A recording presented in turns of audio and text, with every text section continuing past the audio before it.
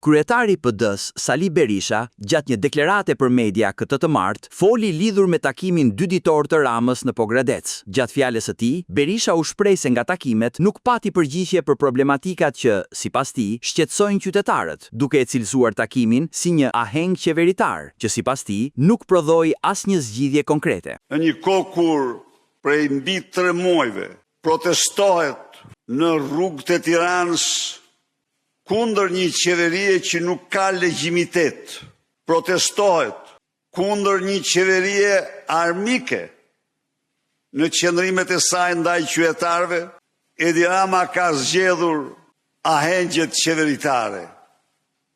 Po cili ishte rezultati i këtyre takimeve?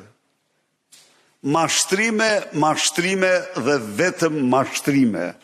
Nga ana tjetër, Berisha foli për reformën territoriale, ku akuzoi Ramën se është tërhequr në mënyrë të njëanshme nga procesi, pasi sipas tij kërkon të kontrollojë të gjithë pushtetin vendor. Berisha theksoi se PD do vijojë me dëgjesat me qytetarët për 100 bashki. Ne do vazhdojmë dëgjesat, do vazhdojmë konsultat, do vazhdojmë bisedat me qytetarët.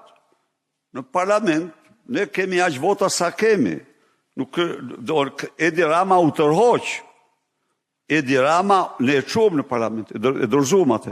Ne kemi dorëzuar reformën. Po Edi Rama u tërhoq në mënyrë të njëanshme, sepse don me çdo kusht ta ketë në dorë Shqipërinë. Ai ka mision çpopullimin e Shqipërisë dhe vazhdon në këtë mision. Është totalisht në një mision anti-shqiptar. Mëtej, lidhur me zgjedhjet vendore të vitit të ardhshëm, Berisha u shpreh se PD në kohë shumë të afërt do të nisë përgatitjet.